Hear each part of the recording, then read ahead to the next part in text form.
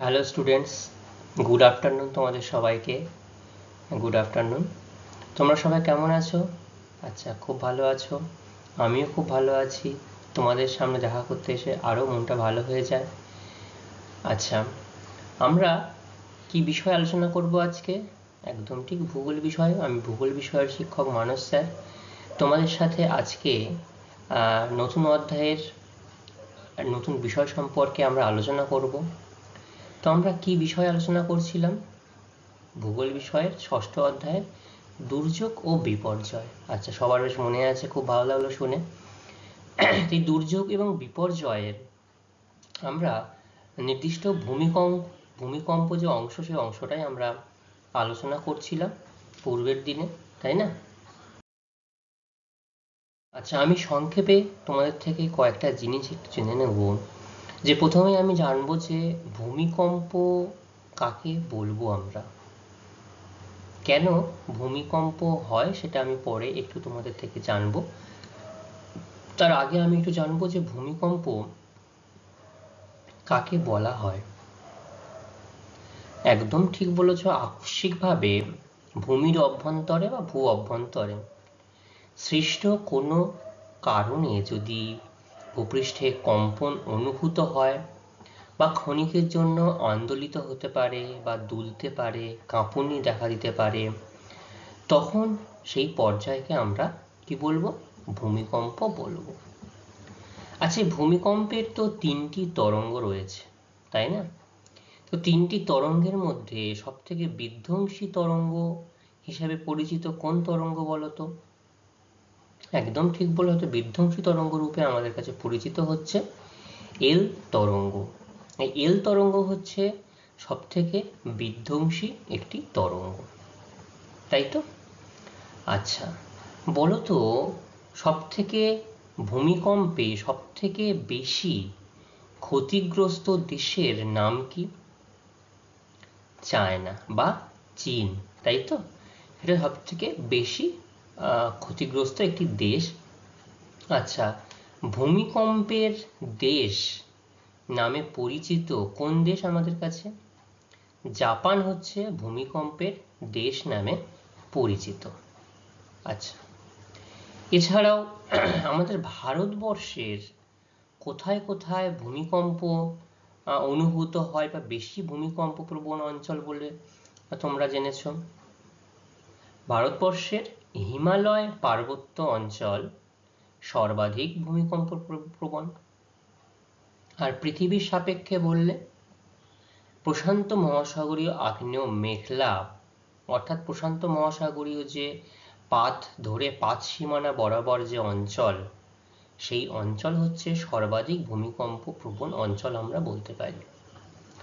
আর ভারতবর্ষের হিমালয় পার্বত্য অঞ্চল, অর্থাৎ আমরা কাশ্মীর বলতে পারি, সিকিম, এই যে অংশগুলো, এগুলো হচ্ছে উত্তরাখণ্ড, হিমাচল প্রদেশ, এছাড়াও বিভিন্ন রাজ্য, যেমন গুজরাটে হতে পারে, গুজরাটে ভুজে সাংঘাতিক ভূমিকম্প হয়েছিল।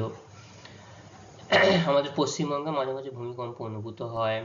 পূর্বের যে বিভিন্ন দেশগুলো রয়েছে, এছাড়াও দিল্লি, উত্তরপ্রদেশ, এই সমস্ত রাজ্যেও ভূমিকম্প হতে পারে বা মাঝে মাঝে কম্পন অনুভূত হতে পারে। আচ্ছা, এই যে ভূমির কম্পন, এই ভূমির কম্পনটা আমরা কোন যন্ত্রের সাহায্যে নির্ধারণ করতে পারি বা মাপা হয়? ভূমির কম্পন নির্ধারণ করার যন্ত্রের নাম হচ্ছে রিক্টার স্কেল। Very good. তো রিক্টার স্কেলের সাহায্যে আমরা কোথাও যদি ভূমিকম্পন কতটা অনুভূত হয়েছে, কতটা কম্পন অনুভূত হয়েছে, সেটা আমরা একটা নির্দিষ্ট স্কেলের সাহায্যে মাপার চেষ্টা করি।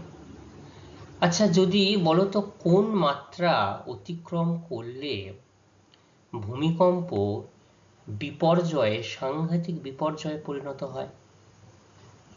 Very good. ভূমিকম্পের মাত্রা যদি 7-এর বেশি অতিক্রম করে, তাহলে সেটা কিন্তু একটা সাংঘাতিক বিপর্যয় হয় সেটি, ঠিক আছে? আচ্ছা, এই ভূমিকম্পের প্রাকৃতিক কারণ কি কি রয়েছে?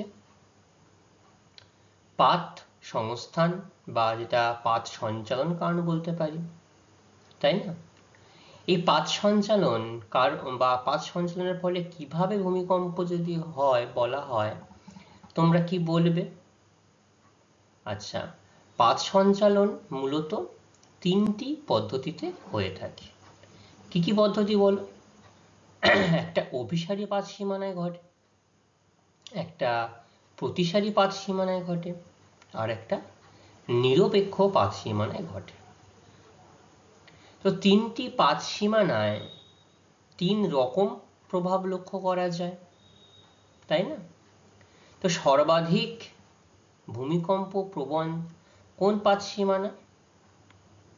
ভেরি গুড, অভিসারী পাত সীমানা।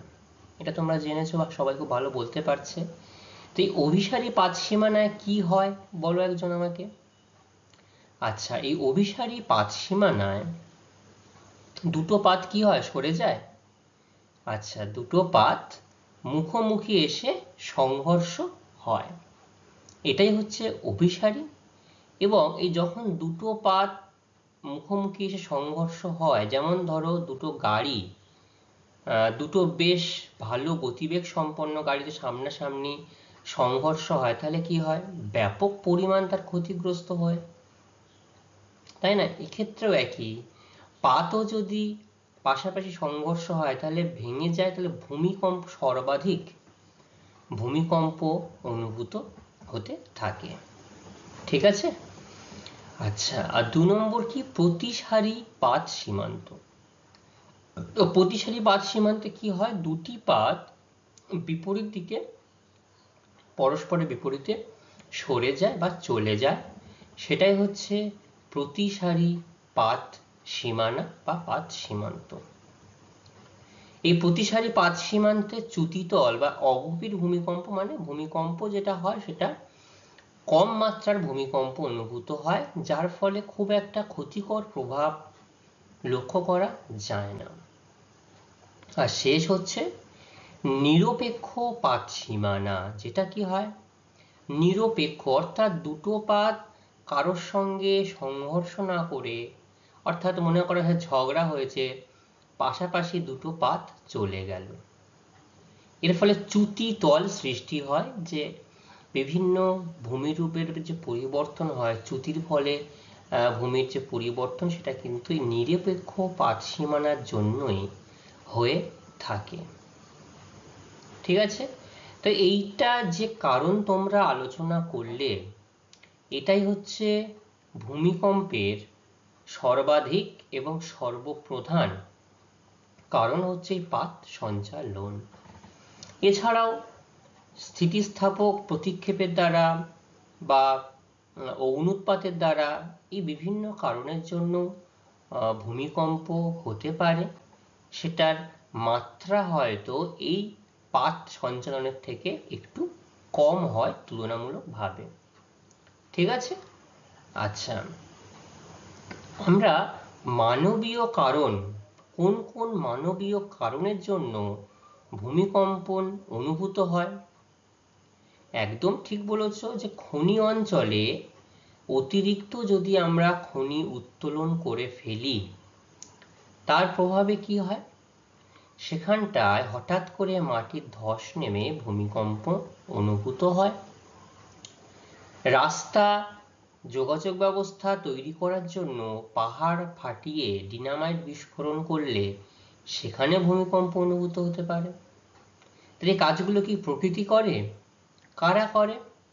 আমরা মানুষরা করি, তাই তো? তাহলে এই কারণগুলো হচ্ছে মানবীয় কারণ। একদম ঠিক বলছো তোমরা।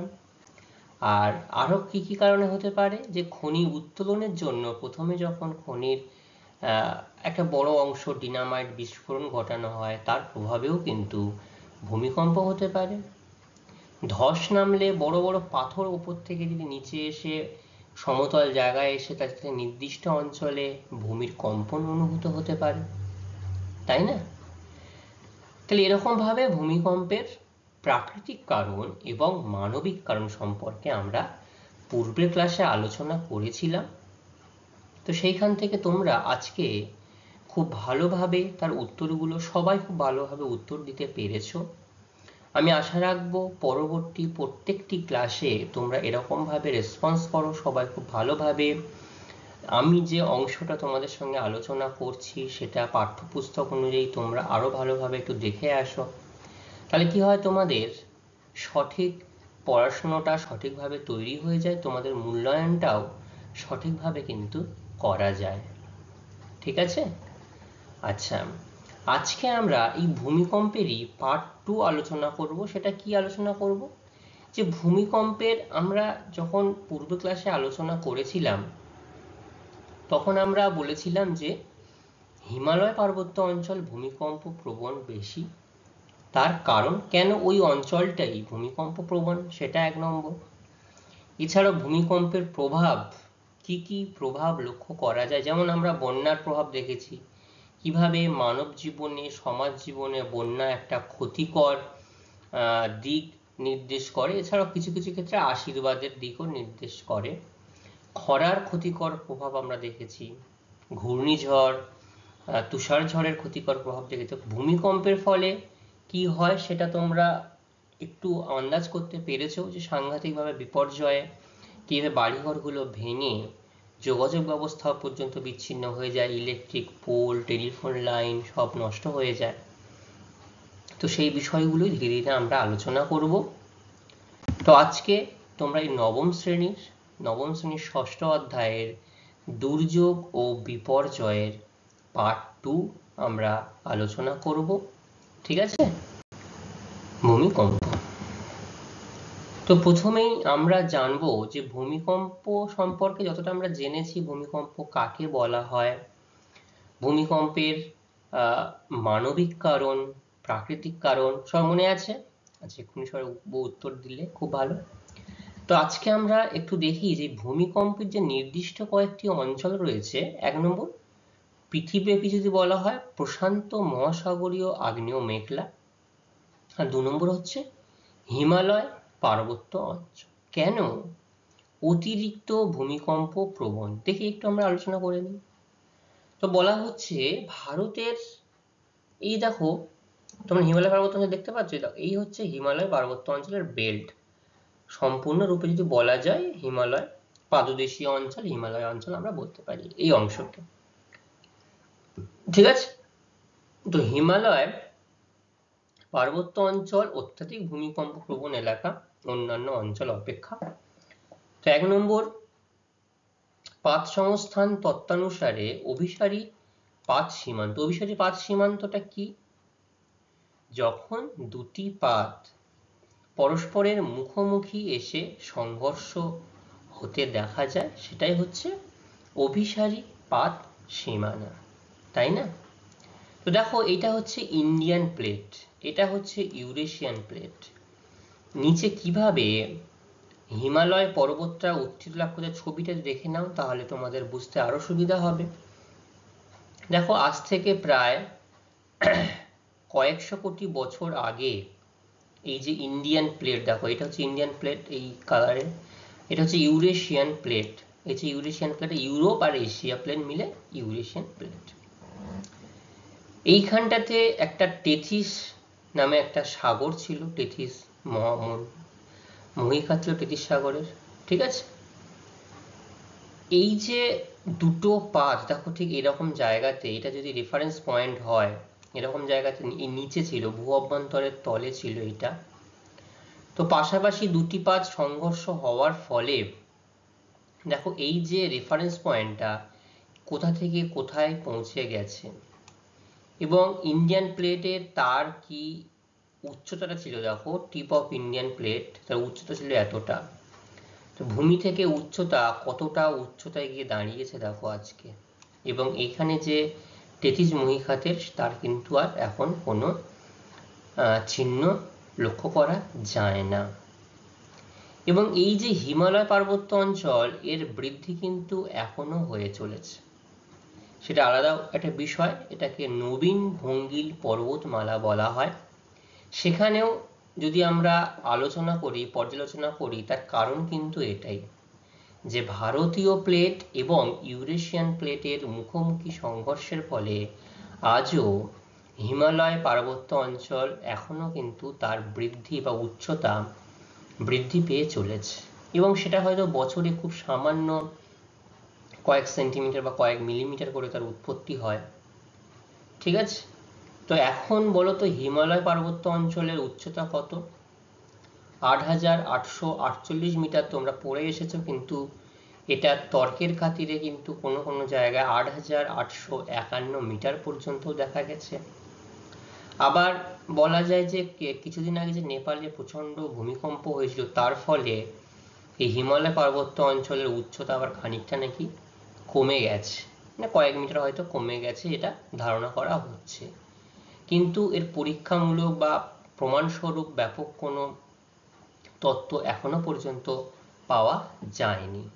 ঠিক আছে, তো এখানে কি হচ্ছে দেখো, তেথিস মহীখাত বরাবর, এই হচ্ছে তেথিস মহীখাত। ঠিক আছে, উত্তর পূর্ব দিকে, এই যে উত্তর পূর্ব দিকে সচল ভারতীয় পাত, ঠিক আছে, এই যে উত্তর পূর্ব দিকে সচল ভারতীয় পাত তিব্বত পাতের নিচে প্রবেশের ফলে, এখানে তিবেটিয়ান পাত ছিল, এই তিবেটিয়ান পাতের নিচে প্রবেশের ফলে প্রবল ঘর্ষণ ও ভূ আলোড়ন সৃষ্টি শিলাস্তরে পীড়ন ও ফাটল হয় এবং ভূমিকম্প হয়। অর্থাৎ এটা কিন্তু শুধুমাত্র হিমালয় পার্বত্য অঞ্চলের কথা বলা হচ্ছে। ইউরেশিয়ান প্লেটের এই যে অঞ্চল, এটার ছোট্ট প্লেট যদি আমরা বলি, ইউরেশিয়ান প্লেট তো বড় প্লেট, ছোট প্লেট হিসাবে তিব্বতিয়ান প্লেট। তো যে প্লেটটা বড় এবং ভারী, সেই প্লেটটা স্বাভাবিকভাবে হালকা পাতের নিচে নিচে ঢুকে যাবে। দেখো rising Himalaya, rising Tibetan plateau. ঠিক আছে, তাহলে এই প্লেটটা কি হলো, তিব্বত প্লেটের নিচে প্রবেশ করলো, প্রবেশ করার ফলে প্রবল ঘর্ষণ হচ্ছে, ভূ আলোড়ন সৃষ্টি করছে, শিলাস্তরের মধ্যে প্রচন্ড পরিমাণে পীড়ন দেখা দিচ্ছে, ফাটল দেখা দিচ্ছে, তার ফলে ভূমিকম্প হয় বা ভূমিকম্প লক্ষ্য করা যায়। ঠিক আছে, কোথায় কোথায় এই রকম ভাবে পাত সংস্থানের ফলে ভূমিকম্প হয়েছে? কাংড়া উপত্যকা 1905 সালে, বিহারে 1934 সালে এবং আসামে 1950 সালে এইরূপ ভূমিকম্প লক্ষ্য করা গেছে। ঠিক আছে, তাহলে প্রথম যে কারণ আমরা আলোচনা করলাম যে হিমালয় পার্বত্য অঞ্চল কেন এত বেশি ভূমিকম্প প্রবণ, সেটা আশা করি তোমরা সবাই বুঝতে পেরেছো। দুটো পাত, যে পাতটা বেশি ভারী বড়, সেই পাতটা হালকা পাতের নিচে প্রবেশ করছে, প্রবেশ করার ফলে এইখানে অতিরিক্ত শিলাস্তরের পীড়ন এবং ভূ আলোড়ন সৃষ্টি হয়ে ফাটল দেখা দিয়ে ভূমিকম্প হচ্ছে। কোন দুটো পাত? ভারতীয় পাত আর তিব্বতীয় পাত। ঠিক আছে, আর কি কারণ রয়েছে দেখো, এখানটাও দেখো আমি দেখিয়েছি কিভাবে পাতটি তলদেশে প্রবেশ করার ফলে অপর পাতটি কিভাবে উপরের দিকে উঠে এই হিমালয় পার্বতের এই নবীন ভঙ্গির পর্বতমালা কেমনভাবে ঢেউ খেলানো একটা অংশের সৃষ্টি করেছে। ঠিক আছে, তো ঊর্ধ্বে ক্রিটেসাস থেকে প্লাস্টোসিন যুগে, অর্থাৎ পূর্বের যে বিভিন্ন যুগ, সেই যুগের কথা বলা হচ্ছে, উত্থিত হিমালয়ের এখনো পর্বত গঠন প্রক্রিয়া অব্যাহত, ফলে ভূত্বক প্রবলভাবে অস্থিতিশীল। তার মানে এটা মনে করা যায় যে এই যে হিমালয় পার্বত্য অঞ্চল, হিমালয় পার্বত্য অঞ্চলের গঠন প্রক্রিয়া এখনো কিন্তু হয়ে চলেছে, এখনো কার্যকরী। তো যেহেতু গঠন প্রক্রিয়া এখনো কার্যকরী, গঠন প্রক্রিয়ার কাজ এখনো শেষ হয়ে যায়নি, শেষ না হওয়ার জন্য এই অঞ্চলটি অস্থিতিশীল। ঠিক আছে, এটা যদি আমি একটা বাচ্চা ছেলের সাথে তুলনা করি, দেখা গেল একটা বাচ্চা ছেলে যখন সে ছোট থেকে ধীরে ধীরে বড় হতে শুরু করে, তখন কিন্তু তার যেহেতু ম্যাচুরিটি আসে না, তখন সে কিন্তু ব্যাপকভাবে অস্থিতিশীল, দুষ্টুমি করে, বাবা মায়ের কথা শুনে না, অবাধ্য হয় বিভিন্ন সময়। তো হিমালয় পর্বত যদি সেরকম তার গঠন প্রক্রিয়া বা ম্যাচিওর লেভেল এখনো সেভাবে আসেনি, না আসার জন্যই এটা এখনো বৃদ্ধি হয়ে চলেছে, এই অংশে তার কার্য প্রক্রিয়া এখনো হয়ে চলেছে, যার জন্য এইখানটাতে এই ভূমিকম্প হওয়ার প্রবণতা বেশি হয়। ঠিক আছে।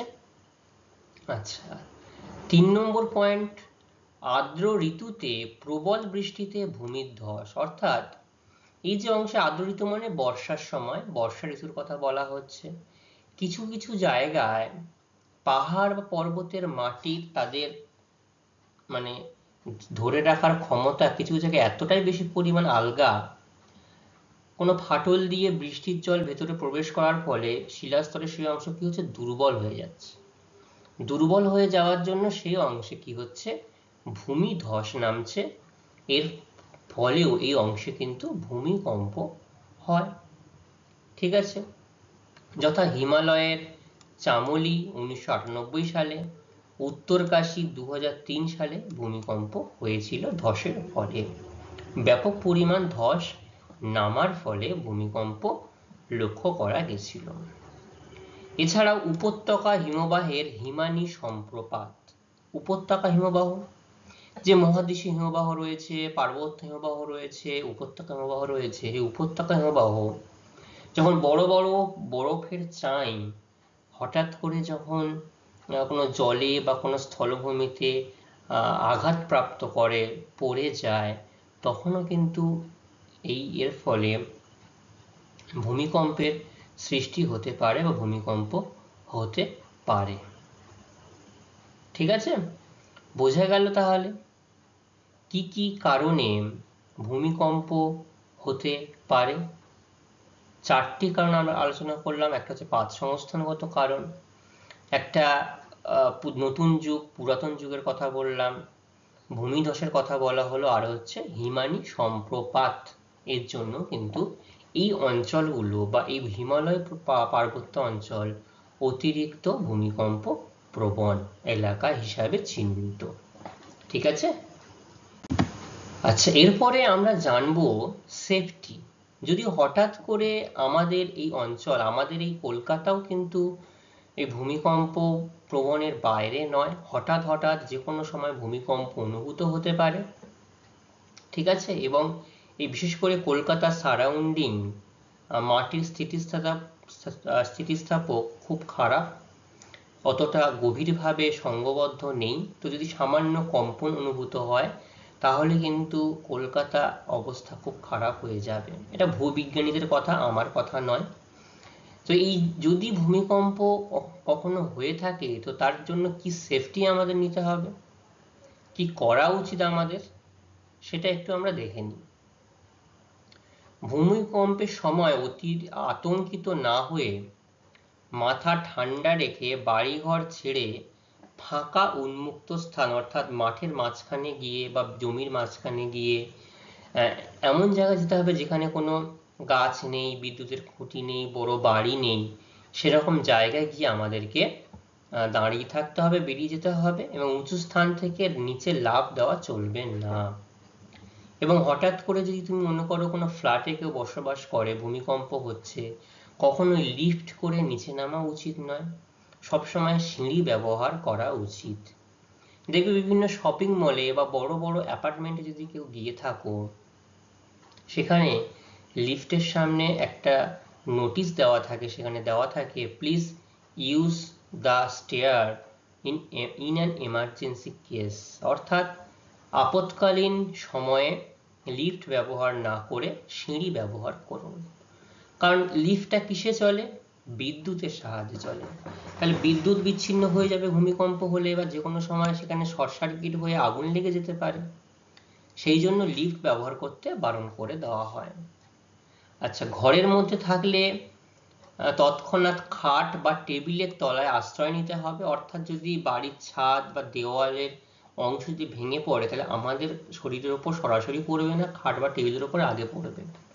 সেই জন্য দেওয়াল, দরজা, জানালা, কাঁচের আসবাবপত্র থেকে দূরে থাকতে হবে। অর্থাৎ যদি ভেঙে যায় তাহলে আমাদের গায়ে পড়বে। কোনো রকম আগুন ও বিদ্যুৎ জ্বালানো এই সময় উচিত নয়। আটকে পড়লে চিৎকার করে উদ্ধারকারী দলের দৃষ্টি আকর্ষণ করতে হবে। অর্থাৎ তুমি যদি হারিয়ে গিয়ে থাকো তাহলে কোনো রকম আওয়াজ দিয়ে বা কোনো সিগন্যাল দিয়ে যে কোনো রকম ভাবে, টাইটানিক সিনেমাটা দেখেছিলে যখন জ্যাক রোজ বা যে কোনো শরণার্থী যখন জলে ডুবে পড়ে মারা যাচ্ছিল, উদ্ধার করতে জাহাজ এসেছিল, তখন কিন্তু তারা বাঁশি বাজাচ্ছিল। অনেকে বেঁচে ছিল কিন্তু তাদের কাছে বাঁশি ছিল না, আওয়াজ দেওয়ার কিছু ছিল না, গলা থেকে স্বর বেরোচ্ছিল না, তারা কিন্তু সেই সংকেত পাঠাতে পারেনি। ঠিক আছে? ঘরের বাইরে থাকলে বহুতল বাড়ি, গাছ, বৈদ্যুতিক তার, স্তম্ভ, হরিণ এবং সেতু থেকে দূরে থাকা প্রয়োজন। গাড়িতে থাকলে দ্রুত বেরিয়ে এসে ফাঁকা জায়গায় দাঁড়ানো উচিত। গাড়ির ওপরে যদি কিছু পড়ে তাহলে সেটা দুমড়ে মুচড়ে যাবে, তাহলে তোমাকে আর আমরা নিজেরা বেরোতে পারবো না, সেটাই। ঠিক আছে? তো দেখো কি করতে হবে, ডু নট প্যানিক, ভয় পাওয়া চলবে না।